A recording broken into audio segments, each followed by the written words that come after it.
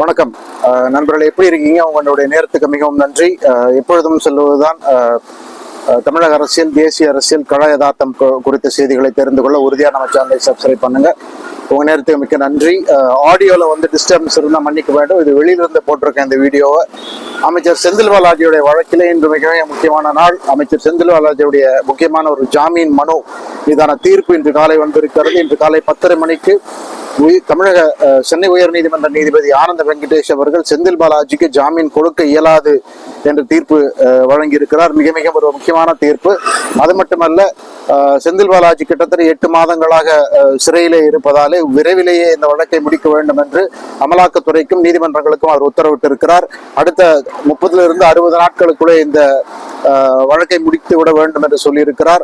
அமலாக்கத்துறையை பொறுத்தவரை இன்று அவர்களுக்கு ஒரு முக்கியமான நாள் என்பது மட்டுமல்ல, இந்த வழக்கிலே அவருடைய நிலைப்பாட்டுக்கு கிடைத்த ஒரு வெற்றியாகத்தான் இதை கருதுகிறார்கள் என்பது தெளிவாக தெரிகிறது. செந்தில் பாலாஜியை பொறுத்தவரை அவருடைய தரப்பிற்கு ஒரு மிகப்பெரிய பின்னடைவு அப்படிங்கிறது எந்த விதமான சந்தேகம் கிடையாது. குறிப்பாக பலமுறை பல்வேறு நீதிமன்றங்கள், கீழமை நீதிமன்றங்கள் மற்றும் சுப்ரீம் கோர்ட்ல எல்லாம் கூட ஜாமீன் கேட்டும் ஜாமீன் கிடைக்காத நிலையிலே மெரிட்ஸ் ஆஃப் த கேஸ் என்று சொல்வார்கள், அதாவது இந்த வழக்கினுடைய நியாய அநியாய முகாந்திரங்களின் அடிப்படையிலே வந்து சென்னை உயர் நீதிமன்றத்தில் வந்து ஜாமீன் கோரி விண்ணப்பித்திருந்தார்கள். அந்த ஜாமீன் கோரி விண்ணப்பித்ததற்கு பிறகு பல ரவுண்ட்ஸ் ஆன ஆர்கியூமெண்ட்ஸ் சென்னை உயர் நீதிமன்றத்திலே ஆனந்த வெங்கடேஷ் நீதிபதி முன்பாக நடந்தது. அமைச்சர் செந்தில் பாலாஜியுடைய சார்பாக நீதிபதி ஆரிமான் சுந்தரம் அவர்கள் பல முறை ஆஜராகி இந்த வழக்கை நடத்தினார்.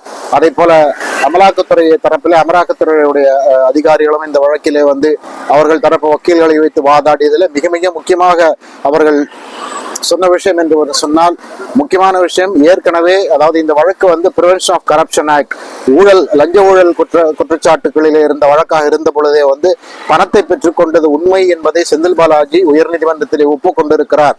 அது மட்டுமல்ல, அந்த பணத்தை வந்து திருப்பி கொடுத்துருவதற்கான அந்த ஏற்பாடுகளும் செய்து விடுவோம் என்று தெளிவாக சொல்லியிருந்தார். அங்கேயே வந்து இந்த குற்றம் ஒப்புக்கொண்டு விட்டதாகத்தான் சொல்லுகிறார்கள்.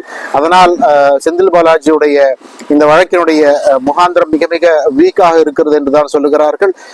அமலாக்கத்துறையை பொறுத்தவரை வந்து இந்த லஞ்ச பணம் எங்கே போனது, மணி லாண்டரிங் எப்படி நடந்திருக்கிறது என்பதை நிரூபிக்க வேண்டிய கட்டாயம் ஒன்றுதான் அவர்களுக்கு இருக்கிறது.